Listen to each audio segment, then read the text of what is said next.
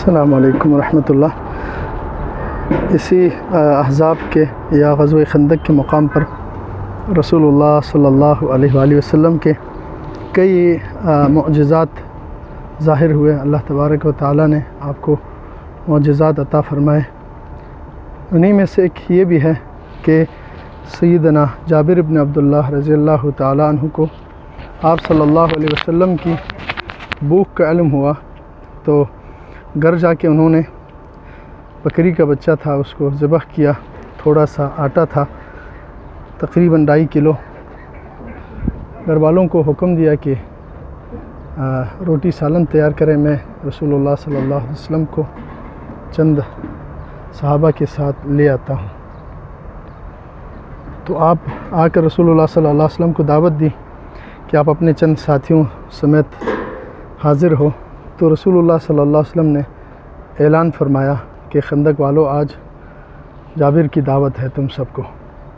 حضرت جابر گھبراتے ہوئے گھر پہنچے کہ اب رسول اللہ صلی اللہ علیہ وسلم تقریباً 1000 جو ہے صحابہ کرام کو لے کے آ رہے ہیں۔ گھر والوں نے تسلی دی کہ اللہ کے رسول نے دعوت دی ہے، انہوں نے بلایا ہے، تو گھبرانے کی ضرورت نہیں ہے، وہ خود بندوبست فرمائے گا۔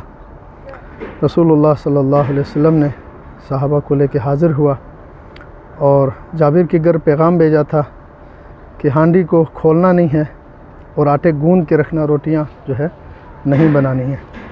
جب صحابہ وہاں پہنچے تو حکم دیا کہ روٹیاں بنانی شروع کرے، اور آپ صلی اللہ علیہ وسلم ہر صحابی کو روٹی اور سالن دیتا گیا۔ تو کم و بیش 1000 سے زائد صحابہ کرام نے اسی ایک ہانڈی سے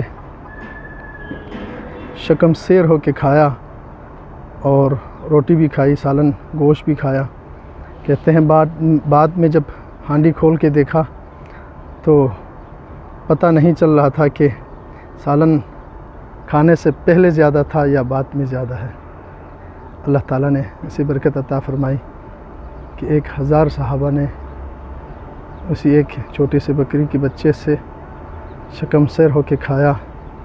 یہ نبی کریم صلی اللہ علیہ وسلم کے معجزات میں سے ایک عظیم معجزہ ہے۔ اللہم صلی علی محمد و آل محمد۔